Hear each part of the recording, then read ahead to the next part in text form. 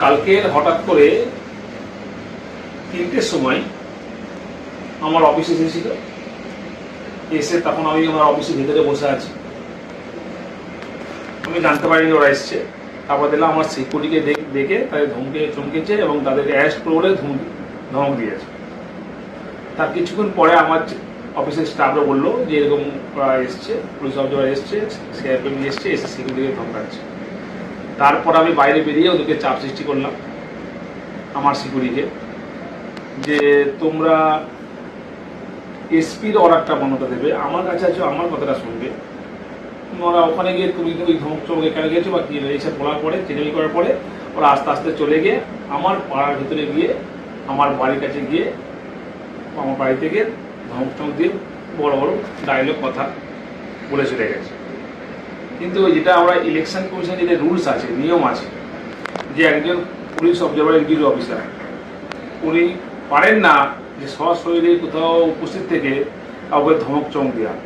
ওনার যদি কিছু বলার থাকে লোকাল এসপিকে জানাবে, লোকাল থানাকে জানাবে, তাদের মারফতে কিছু করা। ওরা লোকাল পুলিশও নিচ্ছে না, কাউকে নিচ্ছে না, ডাইরেক্ট সিআরপিএফ নিয়ে গিয়ে শুধু আমার বাড়িতে না, আমার যারা সহকর্মী আছেন প্রত্যেকটা অঞ্চলে যারা অঞ্চল সভাপতি আছে, নেতাকর্মীরা আছেন, তাদের বাড়ি থেকে ধমক চমক দিচ্ছে, রেড করছে।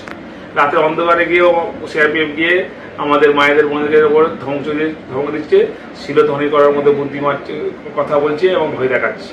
তাতে বাচ্চারাও ভয় পাচ্ছে, বাড়ির বয়স্ক লোকেরা ভয় পাচ্ছে।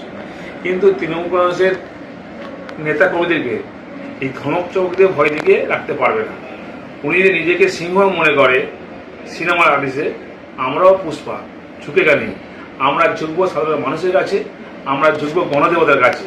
কোনো দিল্লির পুলিশ বা বিজেপির দালালের কাছে আমরা মাথা নত করবো না। জাহাঙ্গীর খান কি ভয় পেল? জাহাঙ্গীর খান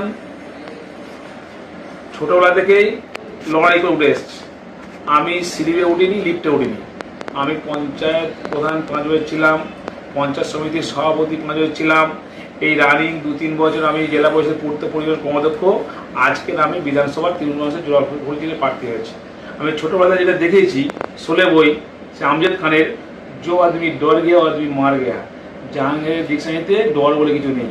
আমরা ভয় পাই অন্যায় দেখে, অপরাধ দেখে, কিন্তু কে ধমকাবে, চমকাবে, ভয় দেখাবে, জাহাঙ্গীর খান তাতে কর্ণপাত করে না। জাহাঙ্গীরের যে পরিস্থিতি, কোনোভাবে যদি কালকে আপনাকে গৃহবন্দী করার চেষ্টা করা হয় তাহলে কি করবে?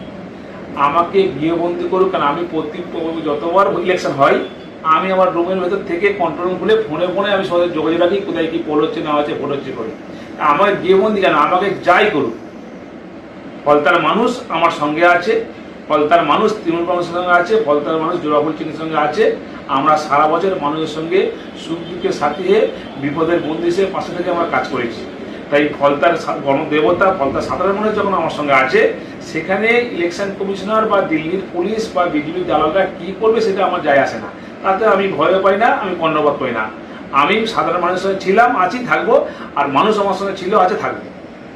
আগামীকাল ভোট, দীর্ঘ প্রচারের পর মাঝখানে আটকানো পুলিং পিরিয়ড, তো কোনো চাপ অনুভব করছেন? আমি আপনারা দেখতে পাচ্ছেন তো, আপনারা আজকে এসছেন, দেখতে পাচ্ছেন তো, কোনো চাপ নেই। আমরা অভ্যস্ত, আমরা বাংলার মানুষ, আর 200 বছর লড়াই করে বাংলার বিপ্লবীরা ব্রিটিশদেরকে আমরা তাড়িয়েছি, বিতাড়িত করেছি। একইভাবে বাংলার মানুষ, ফলতার মানুষ এই বিজেপি নামক দলটাকে বাংলা থেকে উৎখাত করবে এবং বিজেপির জামানা জব্দ করে দেবে।